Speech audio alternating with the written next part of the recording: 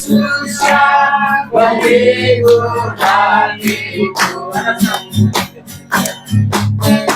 Ada satu seorang guru yang setia,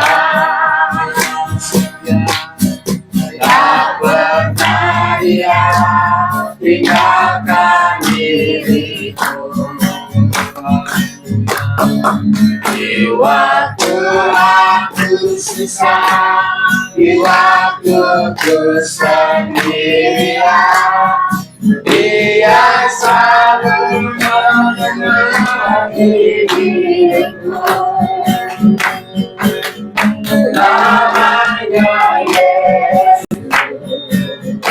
namanya Yesus, nama Yesus yang menghibur hatiku.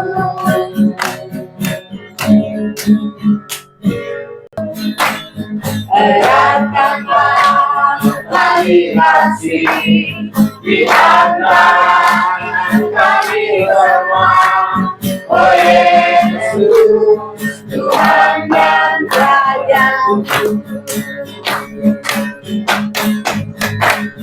Bergandengan tangan dalam satu kasih, bergandengan tangan dalam satu iman, saling mengasihi di antara kami, keluarga kerajaan Allah. Baca sahabat, kita yakin dan percaya bahwa Tuhan terus memelihara kita dalam setiap langkah kehidupan kita. Dan kami akan saksikan dalam kehidupan kami, baik saya secara pribadi maupun dalam rumah tangga kami, yaitu kebaikan Tuhan yang terus nyata dalam kehidupan kami, khususnya nafas kekuatan yang asalnya daripada Tuhan. Itulah yang kami saksikan dalam kehidupan kami, dalam pekerjaan kami, dalam usaha-usaha kami.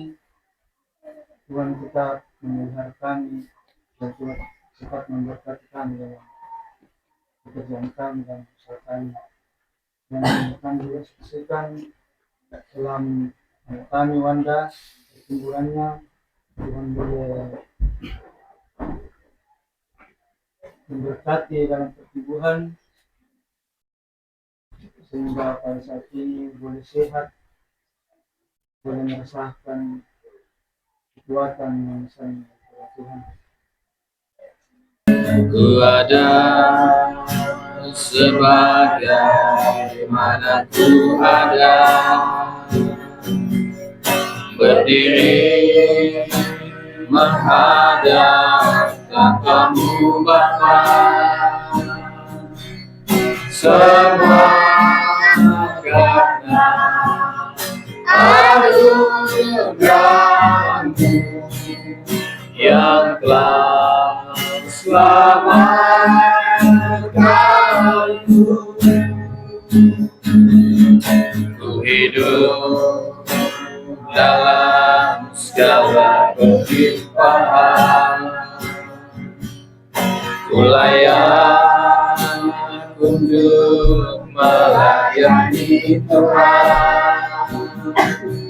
Semua karena anugerah-Mu tercurah bagiku. Besar anugerah-Mu,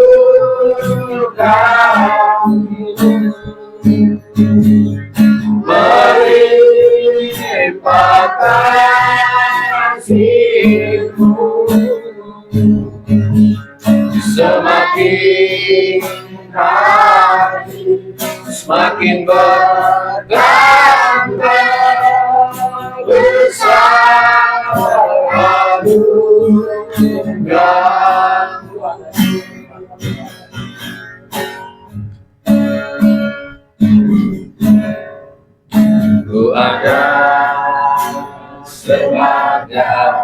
mana ku ada.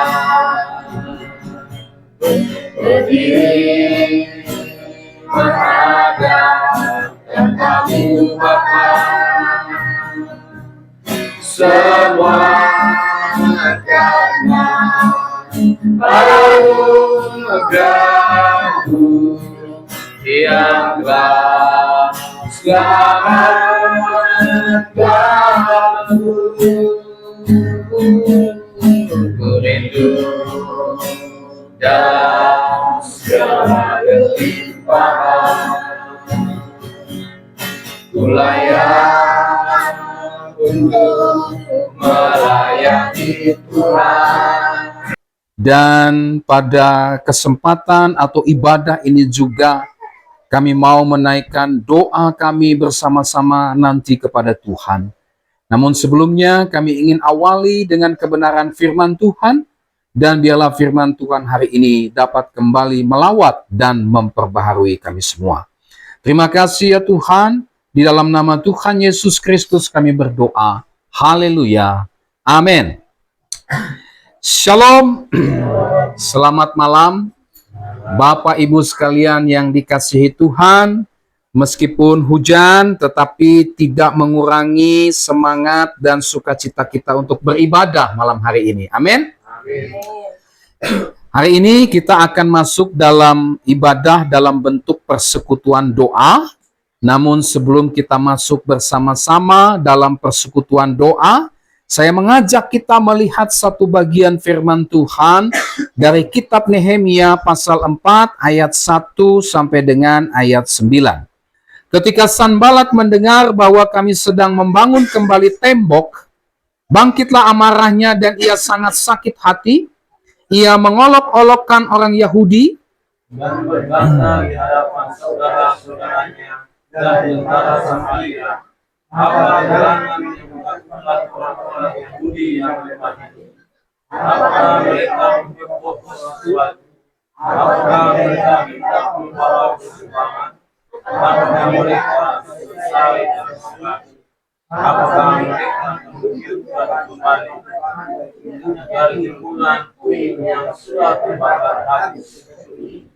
Lalu berkatalah Tobia orang Amon itu yang ada di dekatnya, sekalipun mereka membangun kembali, kalau seekor anjing hutan meloncat dan menyentuhnya, robohlah tembok batu mereka.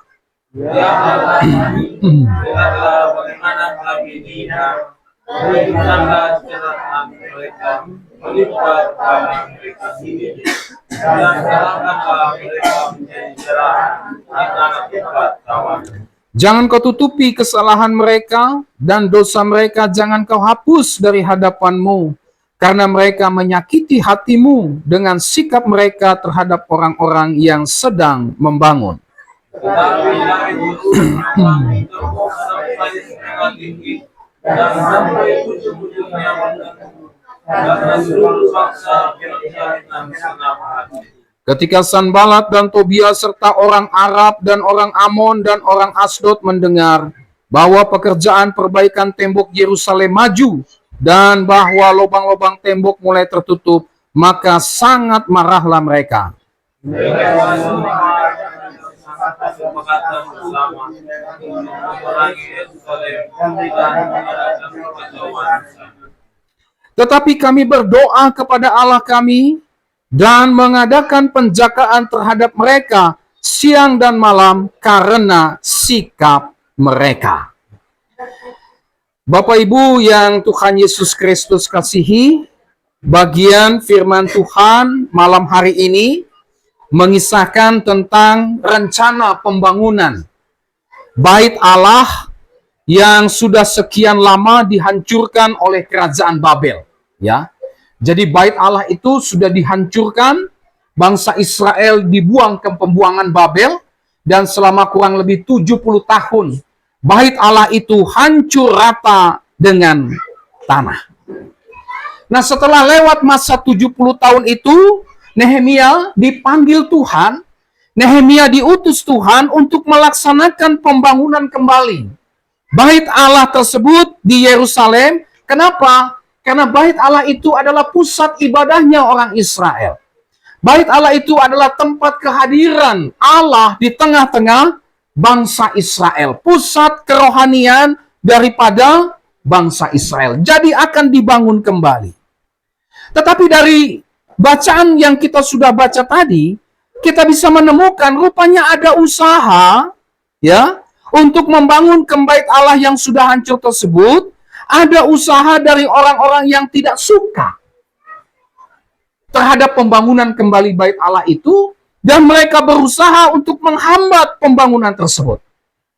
Dijelaskan di situ siapa identitasnya. Mereka adalah Sanbalat, ya, kemudian Tobia, juga ada orang-orang Arab, orang-orang Amon, orang-orang Asdod, yang mereka ini adalah bangsa-bangsa yang tidak percaya, yang tidak mengenal Allah Israel. Ayat 1 dan ayat 7.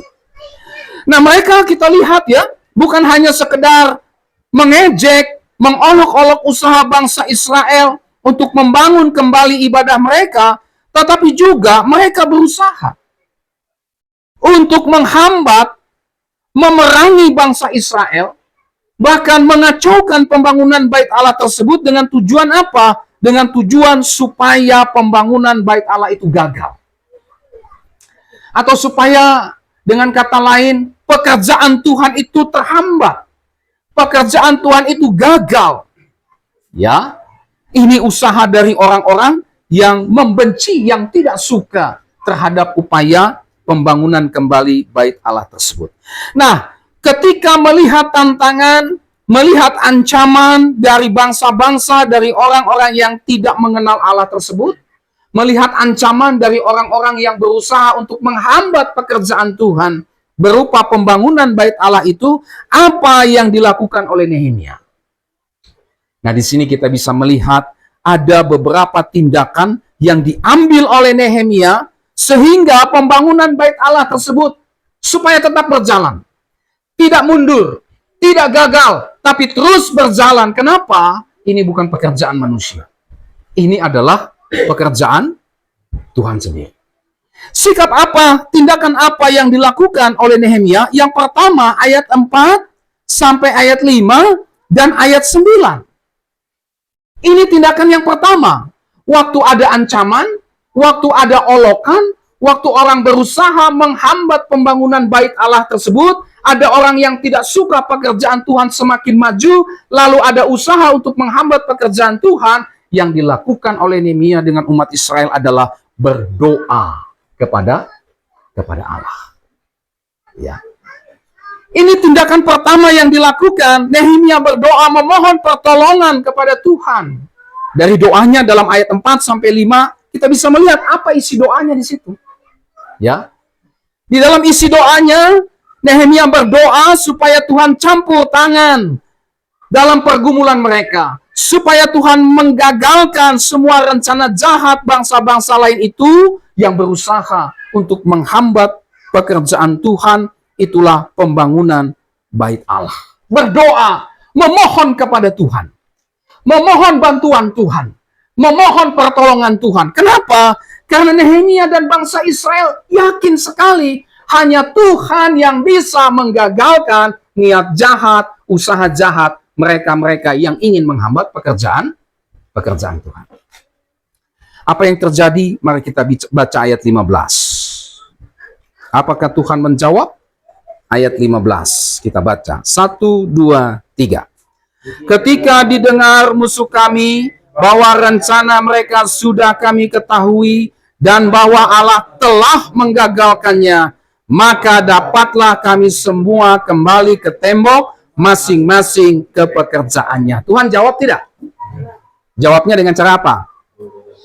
Menggagalkan rencana usaha orang-orang yang berusaha untuk menghambat pekerjaan Tuhan. Itulah pembangunan bait Allah. Betul kata Alkitab. Doa orang benar bila dengan yakin didoakan sangat besar kuasanya. Ya. Nah, Bapak Ibu yang dikasihi Tuhan, ini yang pertama, berdoa. Langkah pertama berdoa. Langkah pertama meminta Tuhan campur tangan ketika ada krisis, ketika ada tantangan, Nehemia tidak pakai strateginya. Kalau begitu kita bikin strategi ini. Tidak. Tanya dulu sama Tuhan. Tuhan, ada masalah ini. Tuhan, ada pergumulan ini.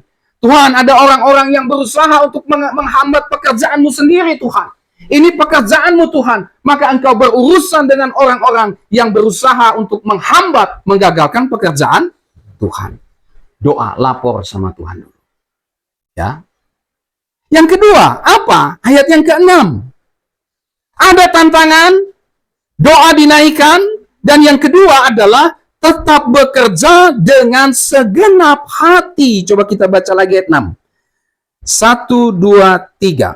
Tetapi kami terus membangun tembok sampai setengah tinggi dan sampai ujung-ujungnya bertemu. Karena seluruh bangsa bekerja dengan segenap hati. Ada tantangan, doa naik, tapi juga terus maju. Tidak mundur. Ya. Ada doa, ada juga tetap bekerja dengan segenap hati. Nah, ini menarik sekali Bapak Ibu ya. Selain berdoa, Nehemia dan bangsa Israel, mereka menyatukan hati mereka.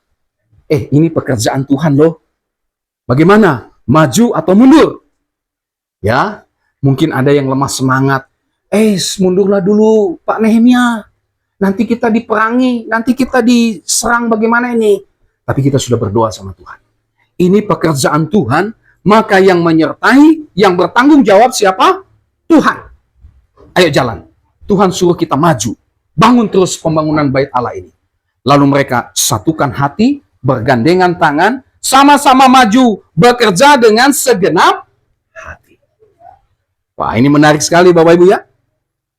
Meskipun ada usaha dari orang-orang yang tidak kenal Allah untuk menghambat dan menggagalkan pembangunan bait Allah tersebut, umat Israel tidak berhenti bekerja untuk selesaikan pekerjaan Tuhan. Itulah pembangunan Allah tersebut. Mereka terus maju dengan segenap hati. Ada kesatuan hati dan ada juga kerjasama, bekerja, melakukan dengan segenap hati.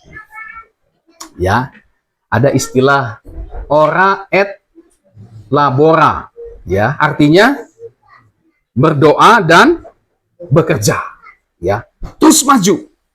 Tuhan tidak suruh mundur, kenapa harus mundur? Tuhan suruh maju, maju. Nanti ada kenapa-kenapa. Soal nanti ada kenapa-kenapa itu kan belum tentu terjadi ya. Betul ya? Kadang-kadang kita lebih takut dengan nanti kenapa-kenapa. Padahal kenapa-kenapa itu belum tentu terjadi. Kita sudah mundur duluan terhadap sesuatu yang belum pasti. Nanti kalau kenapa-kenapa, bagaimana? Ya, padahal belum terjadi. Tuhan suruh maju.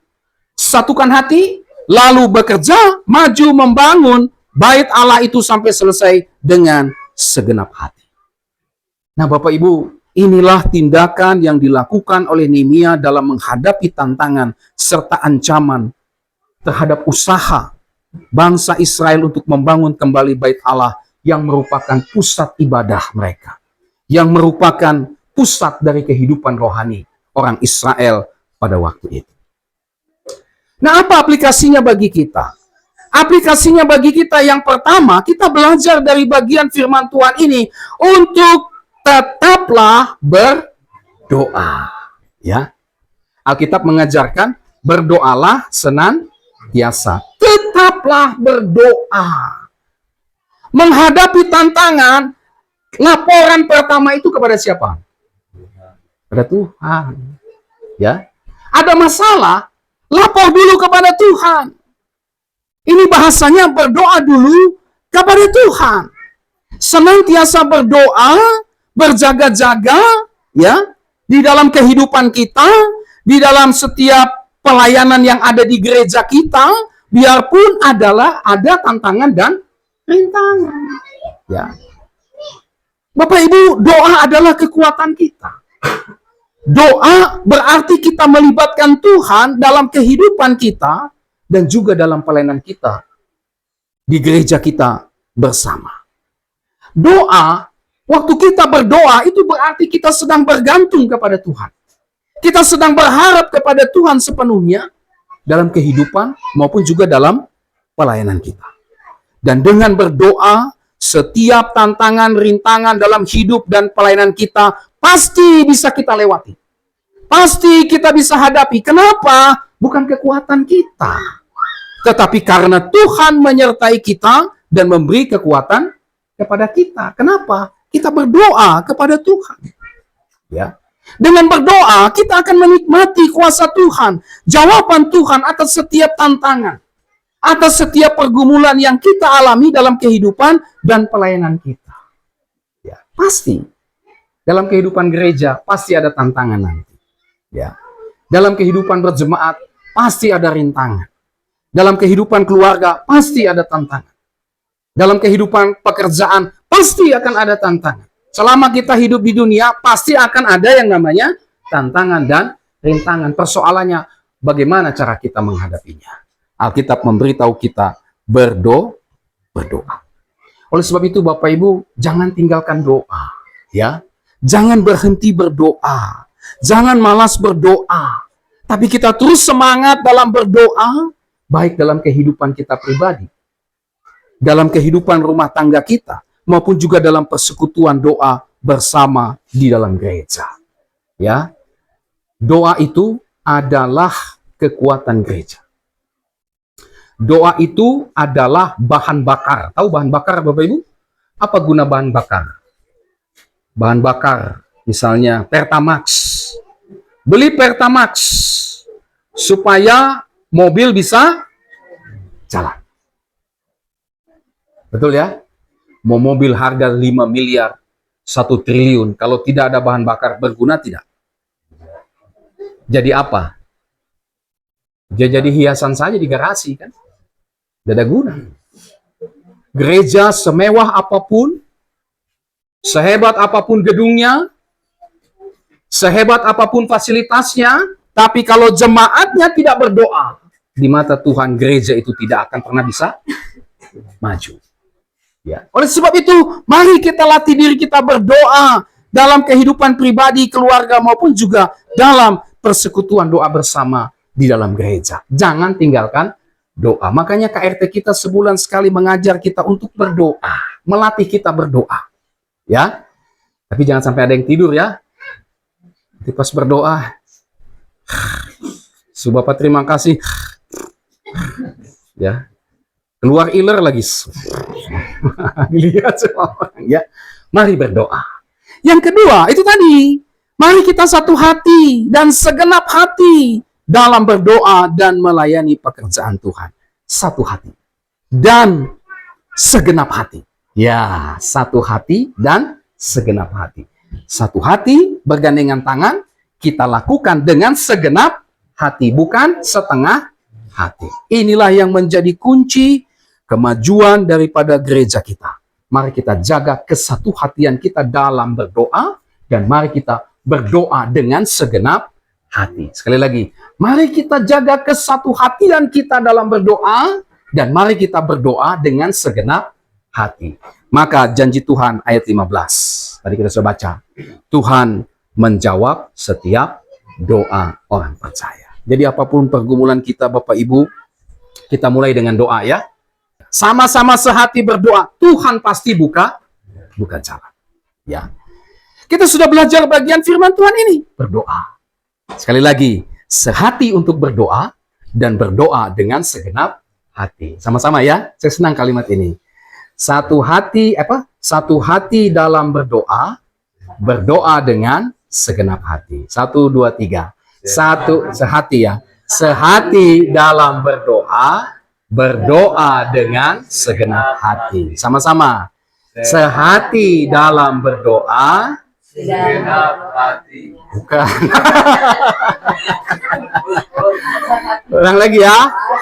Sehati dalam berdoa, berdoa dengan segenap hati. Tanamkan lagi sampai hafal. 1, 2, 3. Sehati dalam berdoa, berdoa dengan segenap hati. Amin. Coba saya berhenti. 1, 2, 3. Sehati dalam berdoa, berdoa dengan segenap hati. Iya. Bapak-bapak saja. 1, 2, 3. Sehati dalam berdoa, berdoa dengan segenap hati. Ibu-ibu. 1, 2, 3. sehati dalam berdoa, berdoa dengan segenap hati. Puji Tuhan. Amin. Baik. Sekarang kita praktek. Mulai masuk dalam doa ya. Oke, kita mengucap syukur untuk firman Tuhan ini dulu. Kita berdoa. Terima kasih Tuhan untuk firman-Mu hari ini mengajar kami sehati, sepikir, sepakat untuk kami berdoa bersama. Dan kami berdoa dengan segenap hati.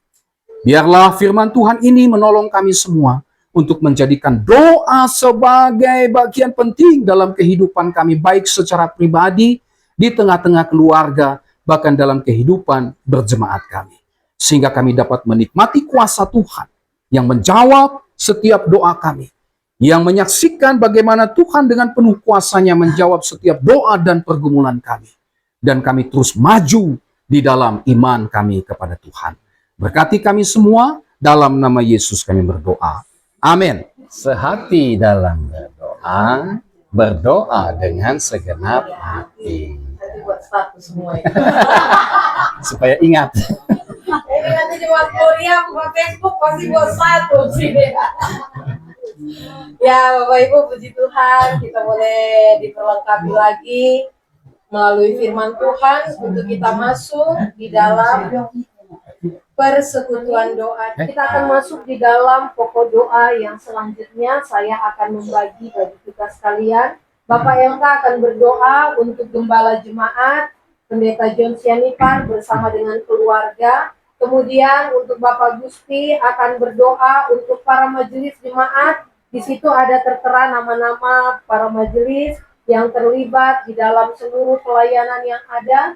Kemudian Bapak Saron akan berdoa untuk poin yang ketiga, untuk para pelayan altar, baik itu pemimpin pujian, singers, dan seterusnya. Kemudian Mama Elka akan berdoa untuk poin yang keempat, untuk semua guru-guru sekolah minggu yang terlibat dalam pelayanan sekolah minggu. Kemudian Mama Wanda akan berdoa untuk poin yang kelima, untuk pelayanan dalam jemaat, baik ibadah minggu, ibadah kategorial yang ada, dan terlebih doakan untuk ibadah kaum laki-laki dan pemuda remaja supaya Tuhan tolong sehingga boleh terbuka di tengah-tengah gereja kita. Kemudian untuk Mama Dimas akan berdoa untuk pokok doa yang keenam, kehidupan rohani jemaat biar terus bertumbuh dan berbuah di dalam Tuhan. Kemudian Nenek Dimas akan berdoa untuk poin yang ketujuh, untuk pekerjaan jemaat Tuhan, baik di perusahaan PT Unggul maupun juga dalam usaha sendiri. Kemudian Mama Gita akan berdoa untuk poin yang ke-8, untuk kehidupan keluarga jemaat, baik yang lansia, anak-anak yang sedang studi dan bekerja, biarlah tetap terus dipelihara oleh Tuhan, baik yang bersama-sama maupun yang ada di luar kota. Kemudian Bapak Dimas akan berdoa poin yang ke-9, untuk biaya cicilan kredit motor gereja, supaya semua boleh dapat terpenuhi tepat pada waktunya. Bulan 8 ini cicilan kredit motor boleh dapat terselesaikan tepat pada waktunya, dan biaya operasional di sepanjang bulan ke depan Tuhan juga cukupkan. Kemudian untuk kakek Dimas akan berdoa poin yang ke-10, untuk sertifikat tanah gereja, biarlah segera diperoleh, dan juga renovasi gereja juga kiranya Tuhan campur tangan di dalam semua rencana yang ada. Bapak Wanda akan berdoa untuk program gereja di tahun 2025 ini. Kemudian Mama Stefan bersama dengan Bapak Stefan berdoa untuk poin yang ke-12, untuk gembala yang akan mengikuti Rakernas dan Kebaktian Nasional tanggal 30 Juni sampai tanggal 5 Juli di Bogor. Kemudian saya dan Bapak Pendeta akan berdoa untuk poin C, untuk Sinode GMII, poin pokok doa yang pertama dan yang kedua sampai ketiga. Saya akan berdoa poin C untuk poin yang keempat dan yang kelima. Ya, kita sudah lihat dalam lembaran kita Untuk pokok doa kita masing-masing, sebelum kita menaikkan doa ini, kita mau bersama-sama menaikkan pujian dari lembaran nomor yang kedua. Bila kau izinkan sesuatu terjadi, ku percaya semua untuk kebaikan. Bila kau izinkan sesuatu terjadi, ku percaya semua untuk kebaikanmu. Bila nanti telah tiba waktumu, ku percaya kuasa-Mu memulihkan hidupku. Waktu Tuhan janji yang terbaik, walau kadang jauh daripada ini, lewati cobaan, ku tetap percaya waktu Tuhan pasti yang terbaik. Waktu Tuhan pasti yang terbaik, walau kadang tak bisa dimengerti, lewati cobaan, ku tetap percaya waktu Tuhan pasti yang terbaik. Mari Bapak Ibu kita menaikkan doa kita dengan pokok doa yang sudah dibagikan. Bapa di sorga, kami berdoa menaikkan untuk kami membawa KNK yang akan dilaksanakan yang ada di wilayah Pulau Sulawesi. Kiranya Tuhan menolong, Tuhan memberkati Tuhan, kami seluruh berdoa di dalam supaya Tuhan menjalankan tangan seluruh memberkati tugas program ini, pelayanan yang ada di Maulia 13 biaya yang dibutuhkan kami menjadi berdoa kendala Tuhan besar untuk bagi kami berkati Tuhan. untuk Kami semua tidak punya biaya yang besar pelayanan yang sudah melaksanakan direncanakan kegiatan di tahun pekerjaan ini Tuhan. 2025 Tetapi karena ini biar boleh pekerjaan dapat Tuhan, berjalan di maka dalam kami anugerah percaya yang Tuhan pasti daripada juga berkat, Tuhan pasti akan cukupkan di dalam waktu dan kehendak Tuhan. Oleh sebab itu cukupkanlah kebutuhan biaya yang dibutuhkan Tuhan, sehingga kedua program ini berjalan dengan baik untuk memajukan kehidupan rohani umat Tuhan, untuk membawa dampak yang positif bagi umat Tuhan, dan untuk memajukan pekerjaan Tuhan di tengah-tengah gereja TMI. Berkati tempat, peserta, acara panitia, semuanya Tuhan, perizinan Tuhan berkati sehingga tidak ada kendala sama sekali. Kami berdoa untuk pengurus Mawil dalam menjalankan tugas tanggung jawab yang Tuhan percayakan. Berdoa supaya Tuhan berkati bukan kebutuhan setiap bulan, agar Tuhan mencukupkan juga gereja-gereja GMI. Tuhan Yesus juga menolong, Tuhan juga turut campur tangan segala sesuatunya. Terima kasih, berdoa juga untuk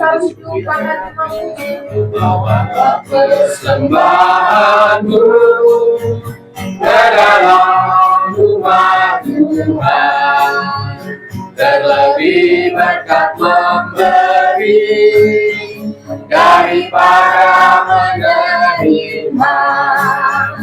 Bawalah dengan sukacita, Allah akan memberkatimu di dalam pekerjaan dan setiap usahamu.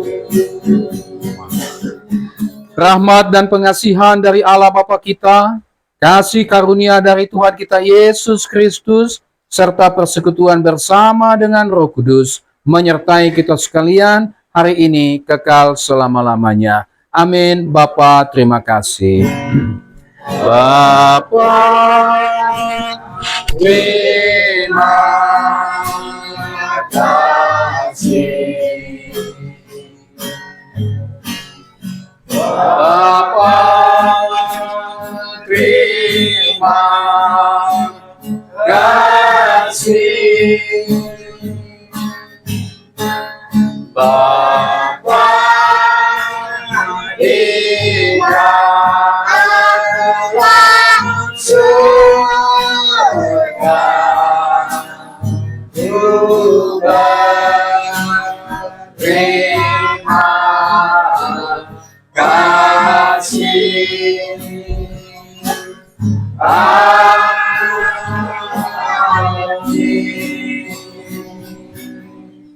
Amin. Shalom.